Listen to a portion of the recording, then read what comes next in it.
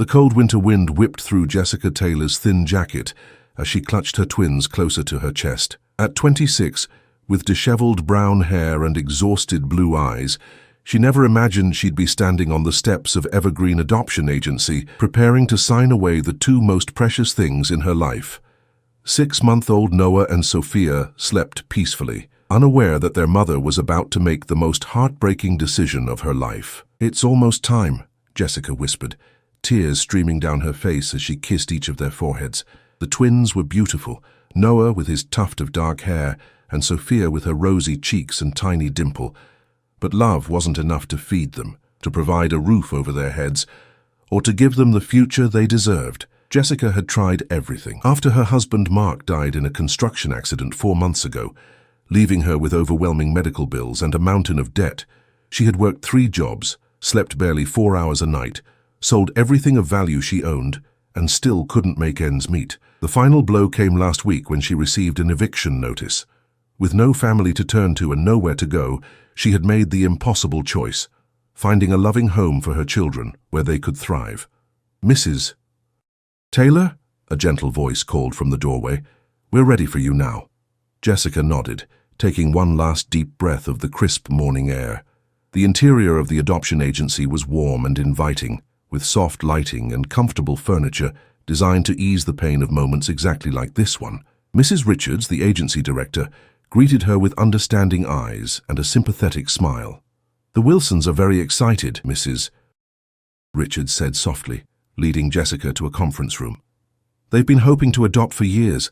They have a beautiful home in the suburbs, with a backyard and a swing set already installed." Jessica tried to find comfort in these words, but each step down the hallway felt like walking through quicksand. The Wilsons seemed like wonderful people from the profiles she had reviewed, stable, loving, financially secure, everything she couldn't provide right now.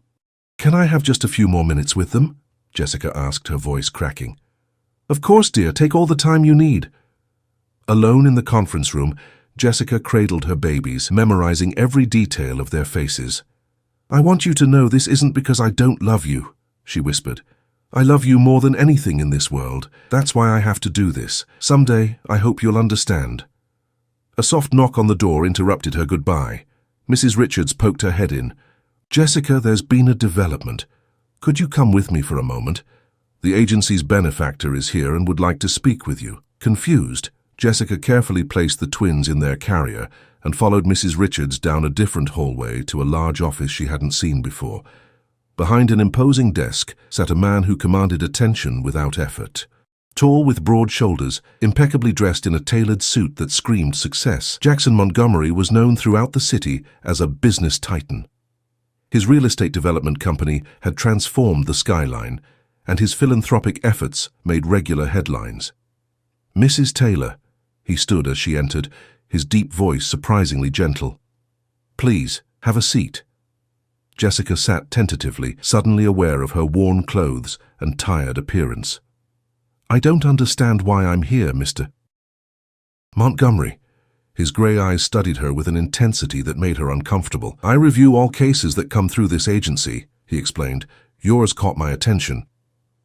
Before he could continue, Noah began to fuss. Without thinking, Jessica reached into the carrier to soothe him, her maternal instincts overriding everything else. "You're a natural mother," Jackson observed quietly. "It doesn't matter how natural I am if I can't provide for them," Jessica replied, the bitterness in her voice surprising even herself. Jackson leaned forward, clasping his hands together. "Mrs. Taylor." "Jessica, please." "Jessica," he corrected himself. "I understand you lost your husband recently. You're facing eviction, struggling with medical bills, and working multiple jobs just to stay afloat." She nodded, wondering how he knew so many details about her situation. "I also understand that you don't want to give up your children." At this, Jessica's composure cracked. "Of course I don't want to give them up. They're everything to me. But what choice do I have? I'm sleeping in my car next week if I don't figure something out." Jackson nodded thoughtfully, then stood and walked to the window, his back to her. "5 years ago, my sister was in a similar position," he said, his voice softer now. "Single mother, struggling to make ends meet, too proud to ask for help. He paused, his shoulders tensing visibly. She didn't reach out to me until it was too late. The stress, the exhaustion, her heart gave out. Her daughter, my niece, has lived with me ever since. He turned back to face Jessica, his expression unreadable. I've often wondered what would have happened if someone had intervened sooner. I'm sorry about your sister, Jessica said sincerely, but I don't see— I'll take them, Jackson interrupted, his words hanging in the air between them. Jessica blinked, certain she had misheard. Excuse me? Not permanently, he clarified quickly. I'm not here to adopt your children, Jessica. I'm offering you a way to keep them. Mrs. Richards, who had been standing quietly by the door, gasped audibly. I don't understand, Jessica whispered. Jackson returned to his seat, his expression softening. I have a proposition. I own a building downtown that includes several residential apartments. One of them is vacant, 3 bedrooms, fully furnished. It's yours, rent-free, for a year. Additionally, I'd like to offer you a position at Montgomery Enterprises. Our HR department needs an assistant, and from your resume, you're more than qualified. Jessica stared at him, waiting for the punchline. Why would you do this for a complete stranger? Because sometimes people just need a chance, he replied simply, and because I couldn't save my sister, but maybe I can help you. There has to be a catch, Jessica insisted, years of hardship having taught her that nothing came without strings attached. Jackson smiled slightly. The catch is that you have to accept help, which I suspect isn't easy for you. The position pays well, includes full benefits, and has childcare on site. All I ask is that you work hard and that someday, when you're back on your feet, you find a way to help someone else. Sophia began to stir now too, tiny fists waving in the air. Jessica looked down at her babies, then back at the man whose offer seemed too good to be true. What about the Wilsons? She asked softly. They're expecting to meet their new children today. Mrs. Richards stepped forward. We have other children who need homes, Jessica. The Wilsons will understand. A fragile hope began to bloom in Jessica's chest, something she hadn't allowed herself to feel in months. Can I really do this? Keep my babies? You can, Jackson affirmed. And you will. The papers on my desk aren't adoption forms. They're employment contracts and a lease agreement. Instead of signing your children away today, you could be signing the beginning of a new chapter for all 3 of you. Jessica's hands trembled as she reached for the tissues Mrs. Richards offered. Outside the window, snow had begun to fall, covering the city in a blanket of white, a clean slate, a fresh start. For the first time in months, Jessica allowed herself to imagine a future where she didn't have to say goodbye to her children. Why me? She asked, needing to understand. Jackson's expression darkened briefly with what might have been pain. Let's just say I recognize determination when I see it. So, Jessica Taylor, what will it be? As if answering for her, both twins opened their eyes at that moment, looking up at their mother with complete trust and love. 3 months later, Jessica sat at her desk in the Montgomery Enterprises headquarters, efficiently organizing Jackson's schedule for the upcoming week. The job had proven challenging but rewarding, allowing her to use skills she'd developed during her business administration degree, a degree she'd never fully utilized until now. Morning, Jessica, called Megan Johnson, the marketing director, as she breezed past. Those twins of yours getting any easier to handle?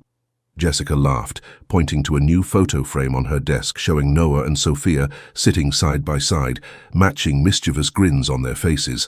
They're crawling everywhere now. I had to baby-proof my entire apartment last weekend. Her apartment. The word still felt strange in her mouth. The spacious 3-bedroom unit in the Montgomery, one of Jackson's premier residential buildings, was more beautiful than anywhere she'd ever lived. Floor-to-ceiling windows offered breathtaking views of the city. The kitchen gleamed with stainless steel appliances, and the twins' nursery was larger than her entire previous apartment. Sometimes, in quiet moments when the babies were asleep, Jessica would sit on her balcony and try to process how dramatically her life had changed. From the brink of homelessness to this, it felt surreal, like she might wake up at any moment back in her old reality. Jessica. The intercom on her desk buzzed with Jackson's deep voice. Could you come in for a moment? Of course, Mr. Montgomery, she replied, still maintaining professional formality despite his repeated requests to call him Jackson. When she entered his office, she found him standing by the window, looking out at the city sprawled below. At 42, Jackson Montgomery cut an impressive figure, tall and athletic, with salt and pepper hair that only enhanced his distinguished appearance.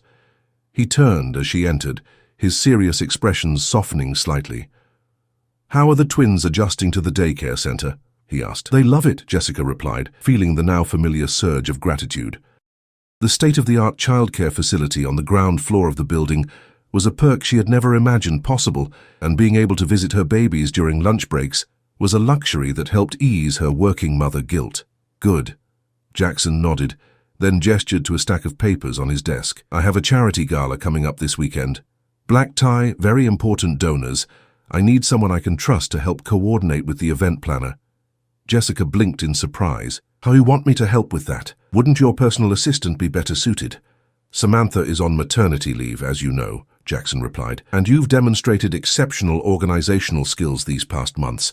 Plus," he added with a rare smile, "you have impeccable taste." Before Jessica could respond, his expression grew serious again. "The only issue is that it requires some evening work this week and attendance at the event Saturday night." "I understand if that's too much with the twins. I can make it work," Jessica interrupted, determination flaring. This was an opportunity to prove herself beyond administrative tasks, and she wasn't about to let it slip away. "My neighbor, Mrs. Collins, loves watching the babies. She's already offered to help any time." Jackson studied her for a long moment, then nodded. "Very well. The event planner will be here at 4 p.m. And Jessica—" He hesitated. "This will involve overtime pay, of course." "Thank you, Mr. Montgomery," she replied professionally, even as her mind raced with the implications. Extra money meant she could start building a savings account, something that had seemed like an impossible luxury just months ago. As she turned to leave, Jackson called after her. "And Jessica, you'll need something appropriate to wear for Saturday night." Heat rushed to her cheeks as she thought of her limited wardrobe. "I'll figure something out." "No need. Megan will take you shopping tomorrow. Company expense. Consider it part of the job requirement." Jessica opened her mouth to protest, then closed it again. Learning to accept help remained her greatest challenge. "Thank you," she said instead, and was rewarded with another rare smile. Later that evening, as Jessica bathed the twins in their spacious bathroom, she couldn't help but marvel at how happy they seemed. Noah splashed enthusiastically, soaking her shirt, while Sophia methodically squeezed water from a colorful toy sponge, her face a picture of concentration. "You two have no idea how close we came to losing each other," Jessica murmured, gently washing Sophia's dark curls. The memory of that day at the adoption agency still haunted her dreams sometimes, the weight of the decision, the desperation, the hopelessness. After tucking the twins into their cribs, Jessica curled up on her couch with a cup of tea, pulling out her laptop to research charity galas and appropriate attire. A knock at her door startled her. She opened it to find Jackson standing there, looking oddly informal in jeans and a sweater instead of his usual business attire. "Mr. Montgomery," she gasped, suddenly aware of her own worn pajama pants and faded t-shirt. "Is something wrong?" "Nothing's wrong," he assured her, holding up a folder. "I realized after you left that I forgot to give you the details for the gala. I was in the building checking on a maintenance issue, so I thought I'd drop it off personally." Jessica stepped aside to let him in, her mind racing with awareness of her messy ponytail and bare feet. She had never seen Jackson outside of work contexts, and having him in her personal space felt strangely intimate. "Can I offer you some tea?" she asked, falling back on basic hospitality. "No, thank you." "I won't stay long." His eyes traveled around her apartment, taking in the toys scattered across the floor, the baby blankets draped over furniture, the photos she'd put up to make the place feel like home. "You've settled in well." "It's more than I ever dreamed of," Jessica admitted quietly. "I don't know if I've properly thanked you for everything." Jackson waved away her gratitude, uncomfortable as always with acknowledgement of his generosity. "How's the nighttime schedule with the twins? Any easier?" "Some nights are better than others. Sophia's starting to sleep through, but Noah still wakes up at least once." She smiled wryly. "I've forgotten what 8 consecutive hours of sleep feels like." A strange expression crossed Jackson's face. "My sister used to say the same thing." He rarely mentioned his sister, and Jessica felt a pang of sympathy for the loss she knew still affected him deeply. "Would you like to see them?" she offered impulsively. "They're just down the hall. They might still be awake." Something vulnerable flickered across Jackson's typically guarded features. After a moment's hesitation, he nodded. Jessica led him to the nursery where, sure enough, Noah was still awake, practicing his new skill of pulling himself up to stand in his crib. He grinned at the sight of his mother, showing off his 4 tiny teeth. "Hey, little man," Jessica whispered, lifting him into her arms. "There's someone I want you to meet." She turned to find Jackson watching with an expression she couldn't quite decipher, something between longing and caution.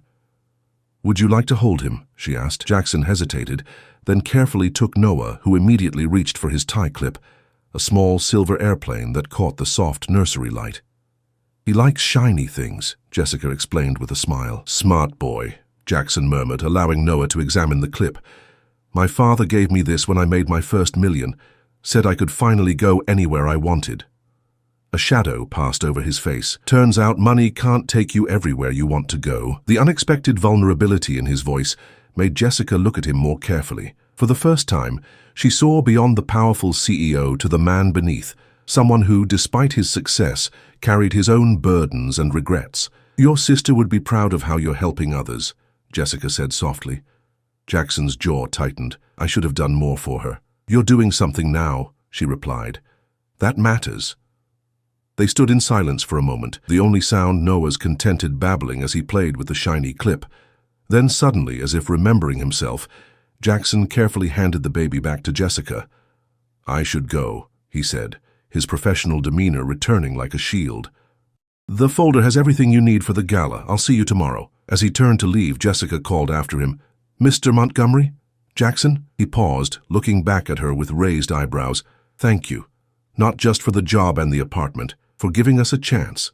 Something in his expression softened. "Everyone deserves a second chance, Jessica.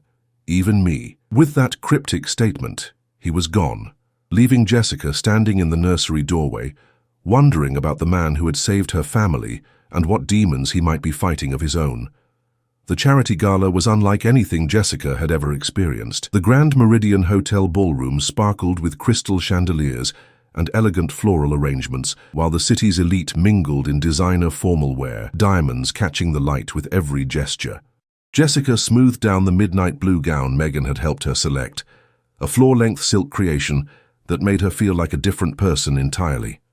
"You look stunning," Megan whispered, appearing beside her with 2 champagne flutes.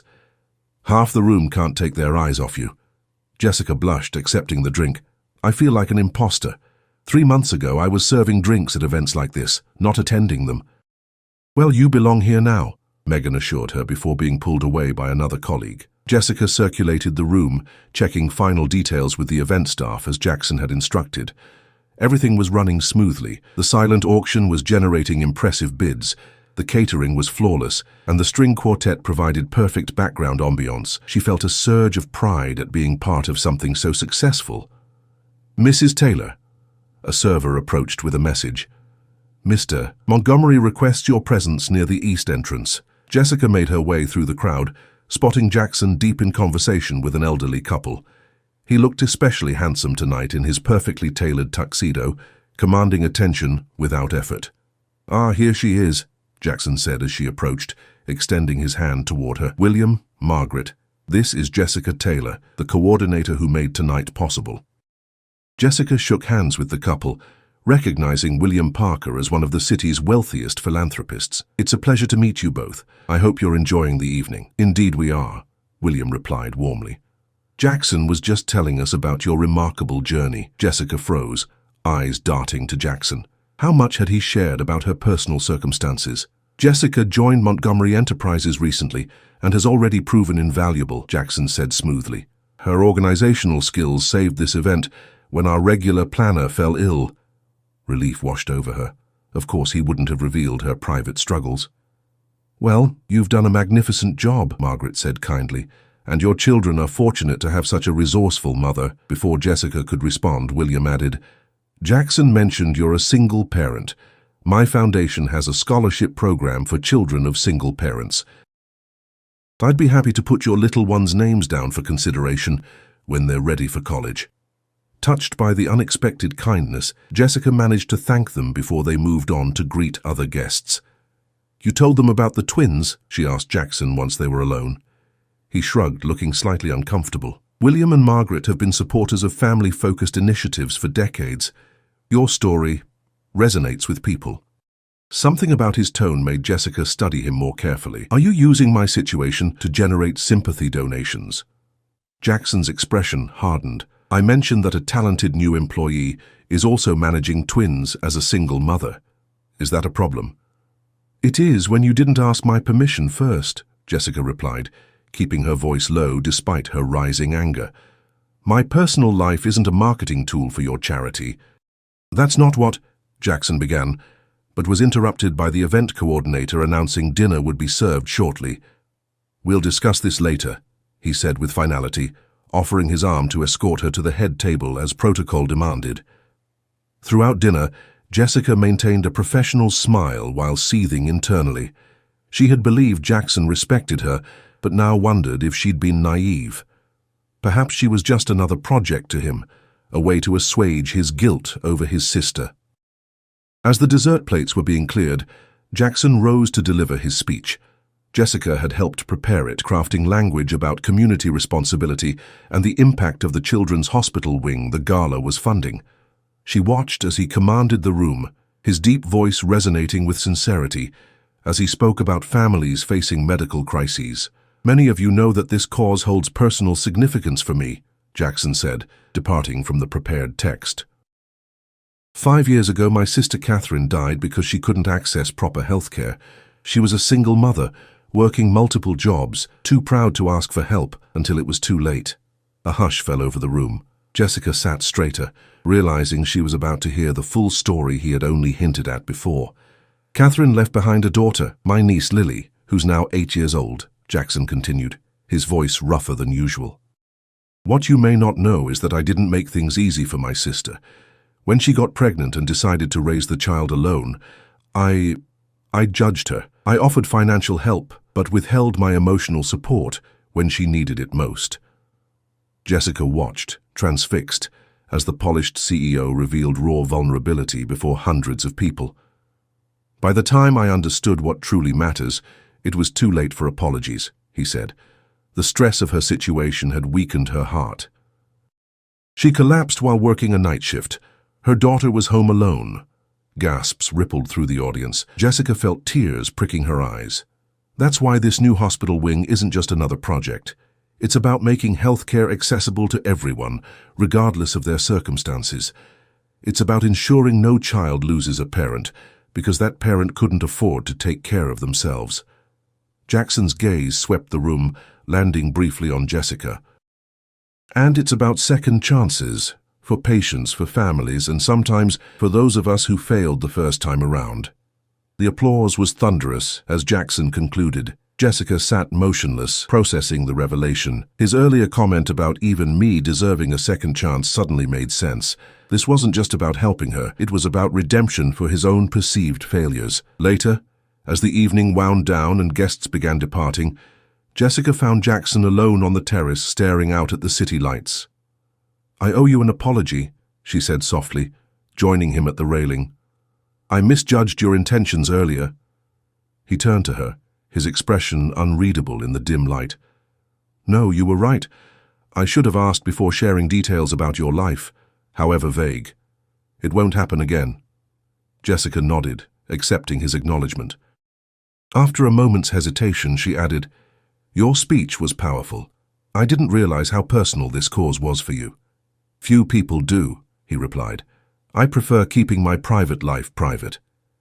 Yet you shared it with hundreds of people tonight. A faint smile touched his lips. Sometimes vulnerability serves a greater purpose.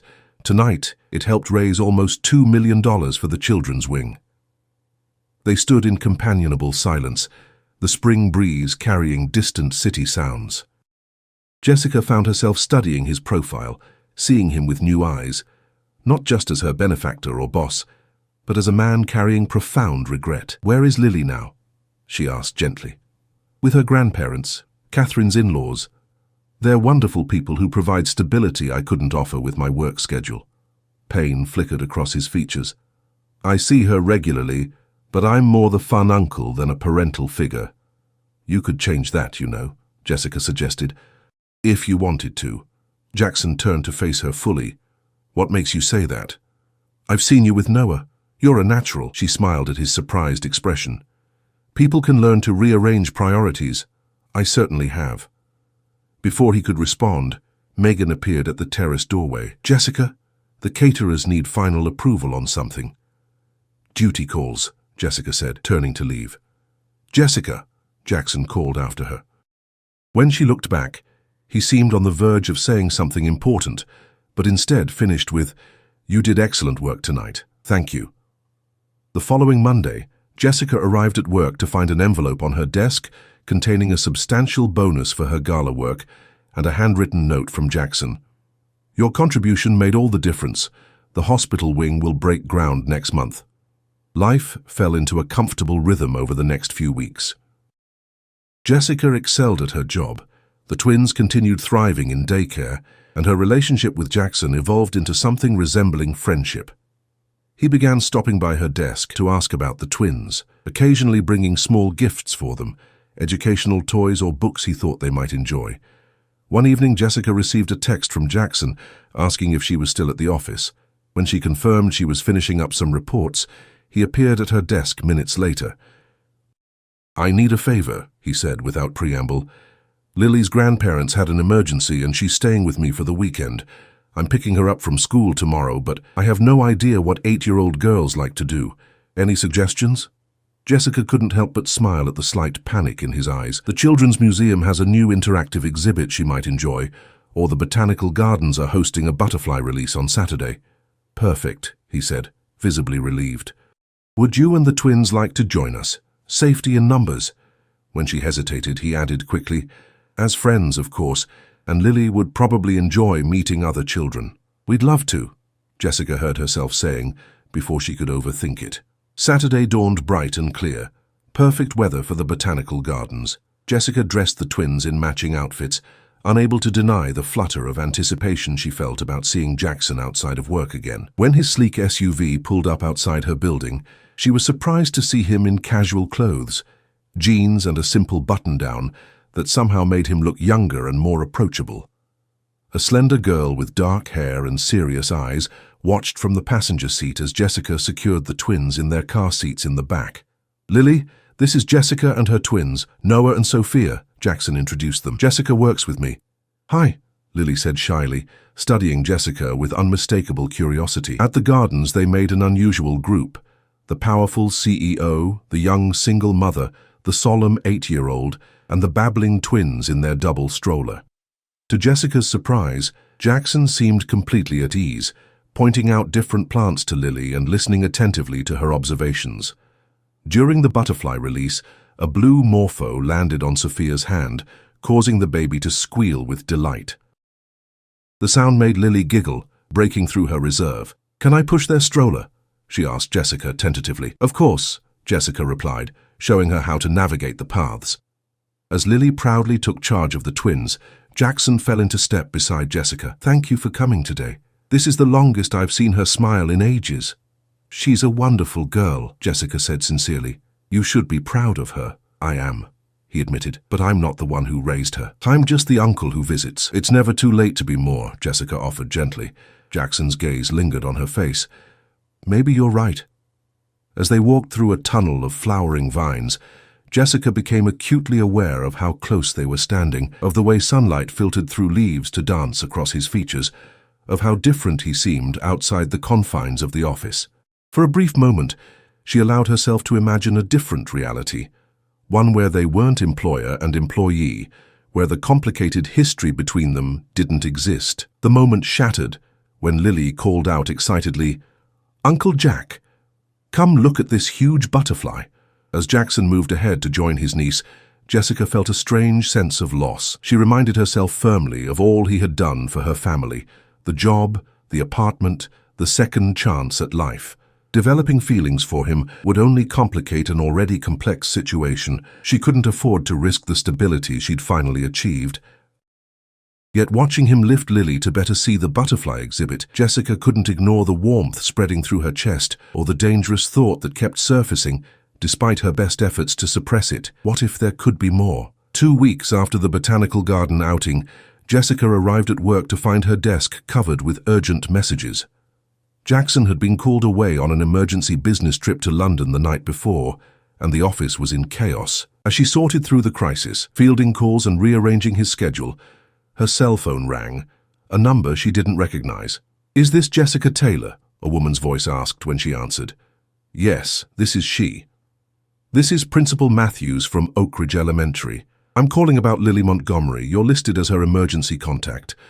Jessica's heart skipped a beat. "Is she all right?" "She's fine, but she's running a fever."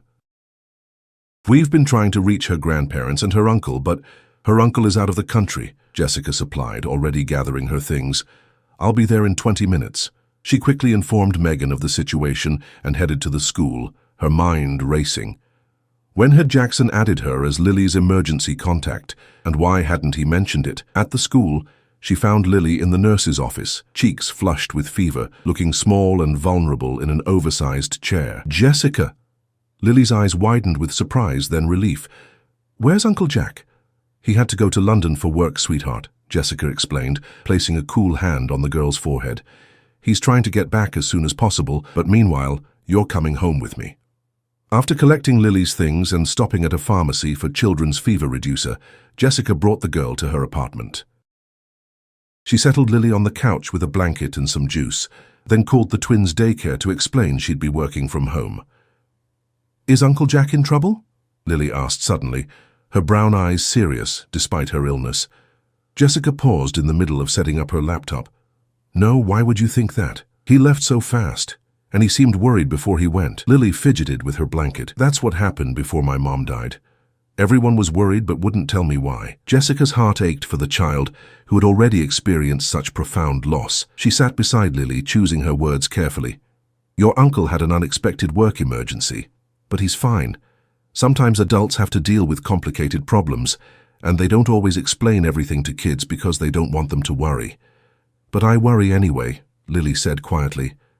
"I know, that's because you're smart and observant." Jessica smiled gently. "How about this? I'll try to reach your uncle and let him know you're okay. Would that help?" Lily nodded, her eyelids growing heavy as the medication began to take effect. Once Lily had fallen asleep, Jessica called Jackson's international number. It went straight to voicemail. She left a brief message explaining the situation and assuring him that Lily was safe with her. The twins returned from daycare full of energy, curious about their new guest. To Jessica's surprise, Lily perked up at their arrival, her fever having broken earlier. She sat on the floor with them, showing remarkable patience as Noah repeatedly handed her the same toy car to examine. "You're really good with them," Jessica observed as she prepared dinner. Lily shrugged, a hint of sadness crossing her features. "Mom always said I'd be a good big sister someday." That night, after putting all 3 children to bed, Lily in the guest room she'd quickly prepared, Jessica finally received a text from Jackson. "Landing in 3 hours. Can't thank you enough. We'll come straight there." True to his word, a soft knock came at her door shortly after midnight. Jessica opened it to find Jackson looking exhausted, his suit rumpled from travel. "How is she?" he asked immediately, concern etched on his face. "Fever's gone." "She's sleeping peacefully," Jessica assured him, inviting him in. "Would you like to see her?" Jackson nodded, following Jessica to the guest room where Lily slept curled around a stuffed rabbit Jessica had found in her closet. He stood in the doorway, watching his niece for a long moment, tension visibly draining from his shoulders. "I didn't know you'd listed me as her emergency contact," Jessica said softly as they returned to the living room. Jackson ran a hand through his hair, looking uncharacteristically uncertain. "I should have asked first. It was presumptuous." "It's fine," Jessica assured him. "I'm glad you trust me with her." "More than trust," Jackson admitted, sinking onto her couch. "You're the only person besides her grandparents I'd want caring for her if I couldn't." The simple statement carried weight that hung in the air between them. Jessica busied herself making tea, unsure how to respond. "The London situation. Is everything okay?" she asked, changing the subject. Jackson's expression darkened. "A hostile takeover attempt of one of our subsidiaries. I managed to stop it, but barely." He accepted the mug she offered with a grateful nod. "I'm sorry for leaving you to handle everything. It's my job." Jessica reminded him with a small smile, though picking up your niece might be slightly outside my job description. About that, Jackson began, then hesitated. Jessica, I've been thinking a lot lately about priorities. About what really matters. Something in his tone made her heart beat faster. She sat carefully on the opposite end of the couch, waiting. Seeing you with the twins, how you've built a life for them despite everything, it's made me realize what I've been missing with Lily. He stared into his tea as if the answers were floating there. I've been the uncle who visits, who sends gifts, who takes her for occasional outings. But I've never been what she really needs, family who's fully present. It's not too late to change that, Jessica said gently. Jackson looked up, his grey eyes meeting hers with unexpected vulnerability. That's what I want to do. I've decided to petition for full custody of Lily. Jackson, that's wonderful, Jessica exclaimed. Have you told her yet? Not yet. Her grandparents are supportive. They're getting older and finding it harder to keep up with an active child. But I needed to be sure I could really do this before discussing it with Lily. He set down his mug, looking troubled. My life isn't exactly set up for parenthood. The travel, the long hours. You'll figure it out, Jessica assured him. Every parent does. And Lily already adores you. There's something else, Jackson said, his voice dropping lower. Something I need to tell you. Jessica felt a flutter of nerves at his serious tone. What is it? The day you came to the adoption agency. It wasn't a coincidence that I was there. He met her gaze directly. The agency director called me because your situation reminded her of my sister's. She thought I might want to help. Jessica stilled, processing this revelation. So it wasn't just chance? No, Jackson admitted. But everything that happened afterward, offering you the job, getting to know you and the twins, none of that was planned. It just evolved. I see, Jessica said quietly, unsure how to feel about this new information. I need you to understand something, Jackson continued, leaning forward intently. What began as an attempt to help someone in a situation similar to Catherine's became something else entirely, something I wasn't expecting. And what was that? Jessica asked, her voice barely above a whisper. Jackson hesitated, then spoke with careful deliberation. I found myself looking forward to seeing you each day. Thinking about you and the twins when I was away from the office, wondering what it might be like if... He broke off, shaking his head. I'm your employer, Jessica. There are boundaries that shouldn't be crossed. Jessica's heart raced as she realized what he was saying. The attraction she'd felt wasn't one-sided after all. And if I wasn't your employee? Their eyes locked, the question hanging between them. Before Jackson could answer, a small voice came from the hallway. Uncle Jack. They both turned to see Lily standing in the doorway, hair tousled from sleep. Hey, kiddo, Jackson said, his voice softening instantly as he held out his arms. Lily ran to him, climbing onto his lap with the ease of complete trust. Feeling better? She nodded against his chest. Can we go home now? Of course, he said, stroking her hair. But first I want to talk to you about something important. He glanced at Jessica, who nodded encouragingly. How would you feel about coming to live with me? Not just for visits, but all the time. Lily pulled back, studying his face with surprising intensity for a child. You mean, like you'd be my dad? Jackson swallowed visibly. If you'd want that. I know I can't replace your mom, but... She'd like it, Lily interrupted with the simple certainty of childhood. She always said you needed someone to take care of you. Jackson laughed, a sound of both joy and released tension. Did she now? Lily nodded solemnly. She said you worked too hard and forgot about the important stuff. Your mom was very wise, Jessica interjected softly. Lily turned, seeming to notice Jessica's presence again. Would you and the babies come visit us? Noah showed me his blocks. Jessica glanced at Jackson, whose expression held a question of his own. I'm sure we could arrange that, she said carefully. 6 months later, Jessica stood in the entryway of Jackson's penthouse, watching as Lily helped the twins build a tower of colorful blocks on the living room floor. At nearly 13 months old, Noah and Sophia were walking now, babbling constantly, their personalities emerging more clearly each day. They adore her, Jackson said, appearing beside Jessica with 2 glasses of wine. The feeling is mutual, Jessica replied, accepting the glass. She's been asking when they can have their next sleepover. The past months had brought significant changes for all of them. Jackson had reorganized his entire life around Lily, delegating more responsibilities at work to spend evenings and weekends with his niece.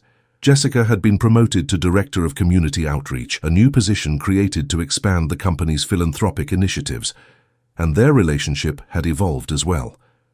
Once Jessica moved departments, no longer reporting directly to Jackson, they had cautiously begun exploring the connection between them, first with coffee meetings to discuss Lily and the twins, then dinners after the children were asleep, and gradually the acknowledgement of deeper feelings. "I received the final custody papers today," Jackson said, leading her to the balcony where they could speak privately. "Lily is officially my daughter now." "That's wonderful," Jessica said, genuinely happy for them both. "How does it feel?" "Terrifying. Exhilarating." He smiled, the tension that had once seemed permanent in his features now rarely present. "Like I finally found what I was meant to do." Jessica understood completely. "That's how I felt when I walked out of that adoption agency with the twins still in my arms." They stood in comfortable silence, watching the sunset paint the city skyline in shades of gold and pink. Jessica marveled at how different her life was now from that desperate day nearly a year ago. "I've been thinking," Jackson said suddenly, turning to face her. "The lease on your apartment is coming up for renewal next month." "Yes," Jessica acknowledged, wondering where this was leading. "I've been meaning to talk to you about that. I can start paying rent now. My new position certainly makes that possible." "Or," Jackson said carefully, "you could consider another option." Jessica raised an eyebrow, waiting. "This place has 5 bedrooms," he continued, "most of them sitting empty. Lily adores the twins, and they clearly feel the same about her. And he took a deep breath. "I love you, Jessica. I have for some time now." Jessica's heart soared at the words she'd been hoping to hear. "Jackson, I'm not suggesting we rush anything," he clarified quickly. "We could convert the East Wing into your own apartment if you want independence. Or you could keep your current place and we'll continue as we are. I just want you to know that there's a place for you and the twins here, with us. If that's something you might want." Jessica set down her wineglass and stepped closer to him. "Is this a business proposition, Mr. Montgomery?" she teased gently. A smile tugged at his lips. "Definitely not. This is entirely personal." "Good," Jessica said, closing the distance between them, "because I love you too."